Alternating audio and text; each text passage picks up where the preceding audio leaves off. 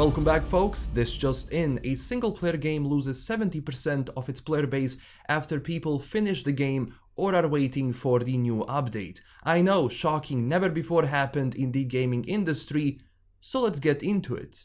So yesterday I was browsing the internet and I saw an article from GameSpot saying Cyberpunk 2077 has lost 79% of its player base on Steam since launch. And if we go to Steam charts, we are going to see that yes, CDPR, or well, Cyberpunk 2077 has lost 75% of its player base on Steam.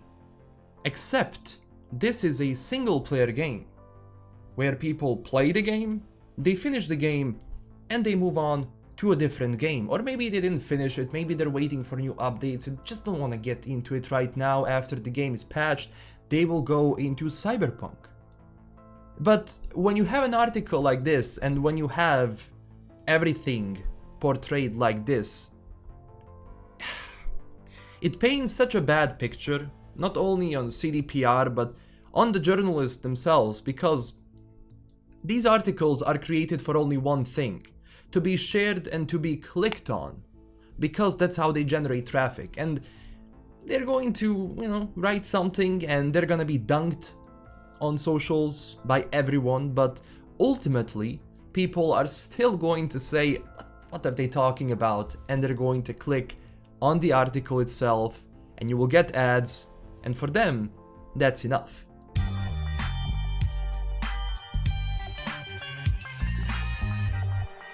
And I truly wanted to go into this article and say like, okay, it's a bit of a sensationalist title. Maybe if I go into the article itself, maybe I'm going to realize what the person is talking about. But no, it's just, hey look, the single player game had a lot of people playing it, and now 1 month after, people finished it. Absolutely insane. So I go on Google to see if other journalists also shared the same news, and majority of them did. Now, not the biggest medias, but I saw a bunch of these same articles that say one thing: Cyberpunk has lost this amount, or this percentage, or this percentage. And it's funny because they're still talking about a single player game.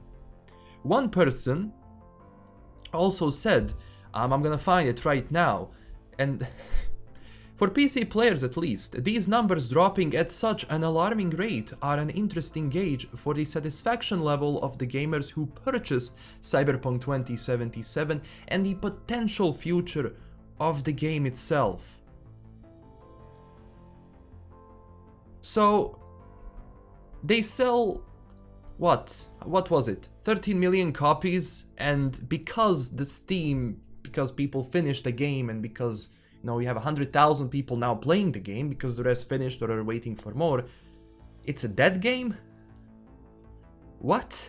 I mean, if Cyberpunk 2077 was an online game, of course, losing 75% of player base would be extremely alarming. That would mean that people didn't like the online or multiplayer and they don't want to play it. And that becomes a problem because for multiplayer games, you have to maintain servers, you have to update the game constantly to make it relevant today. Because making things relevant today and making them important and making them seen by people or by streamers or whatever is difficult, because you need to constantly update the game. If you don't, you are off the radar and you have a new game replacing it straight away. That's just how trends work today.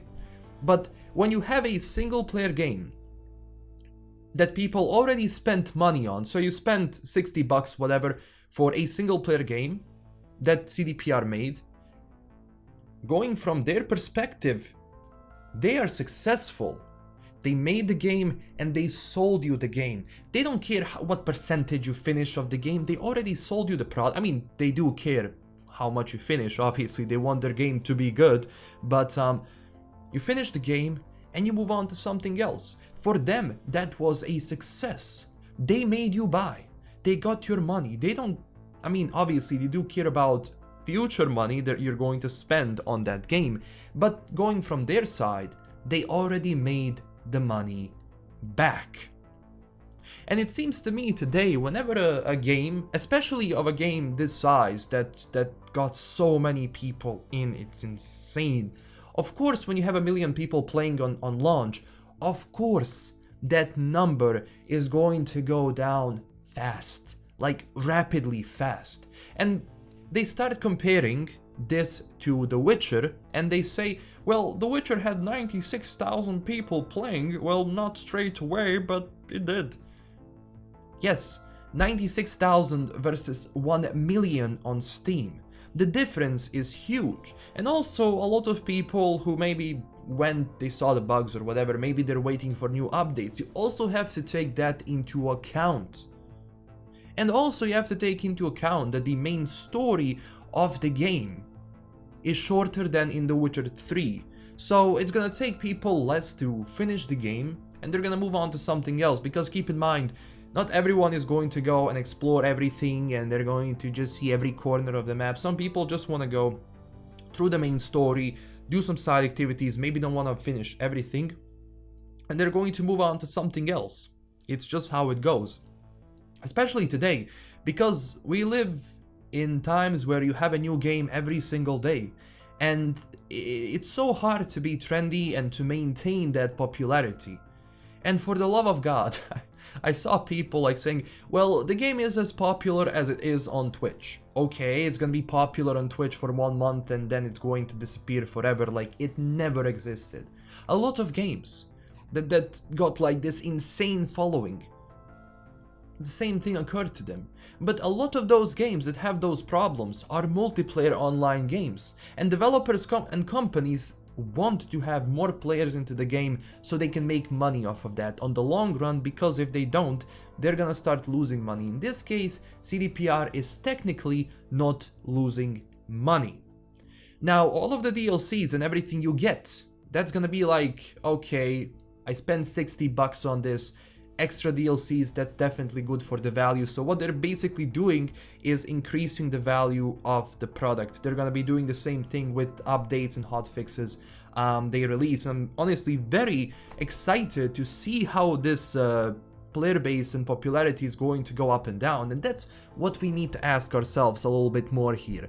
And that's a lot of, you know, topics that these basically what I'm interested in is seeing how much this number is going to fluctuate on a 5-year basis. Because The Witcher, when it came out, got like, what, a lot of people playing it.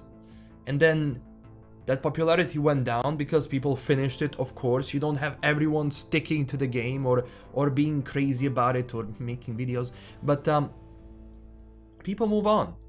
And then when Netflix The Witcher came out, the number jumped a lot. Like even more than it did when the game came out. CDPR has made more money from The Witcher 3, well, more, just because of Netflix The Witcher, and of course being a great game, more than they did once the game came out. And that's gonna be the same thing for Cyberpunk. I'm very interested to see how many people go back to the game after an update, how many people go back to the game after a DLC, after an expansion.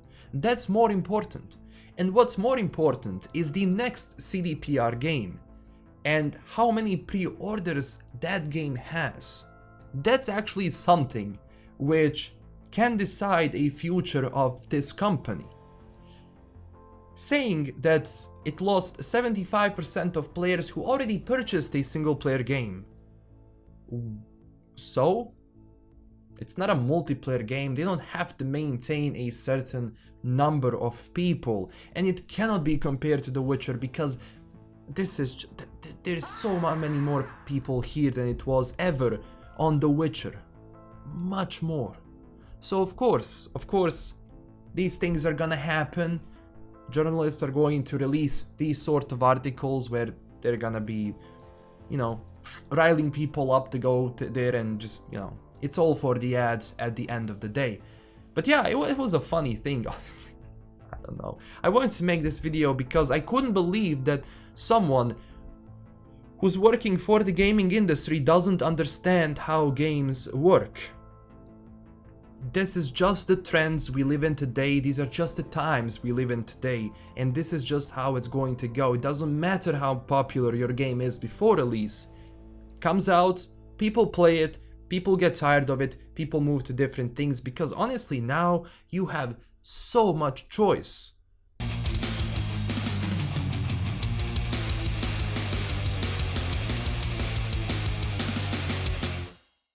Still, this is just how things go, and CDPR or Cyberpunk is not an exception. Obviously, some of the things that can make people go back, which is ultimately going to be, I guess, good for the studio, is, other than DLCs or expansions, modding.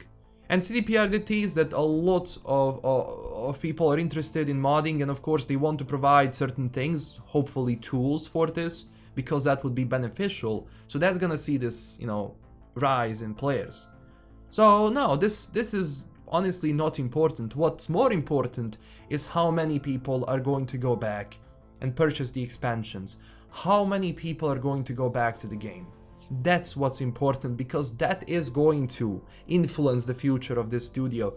Cyberpunk, they already made money on that. So now they have to update that and release more content. But as far as they're concerned, you already made that purchase, you already gave them money, so the 75%, very normal.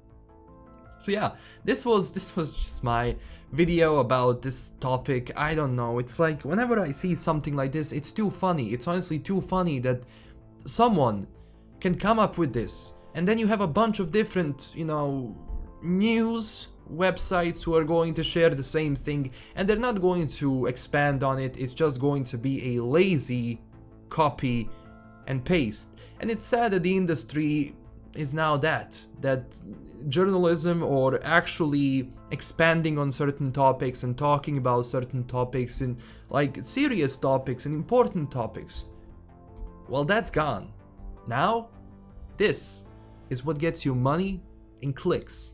That's it for this video. Thank you so much for watching. Don't forget to tell me down below what do you think about this, and I had to do this. And tell me, what are your thoughts about Cyberpunk in the future? What kind of updates and DLCs and expansions do you want? I'll cover more of this definitely if something like this comes out. Honestly, I don't know, it doesn't even make me angry, it's just funny. It's just funny. Because this is the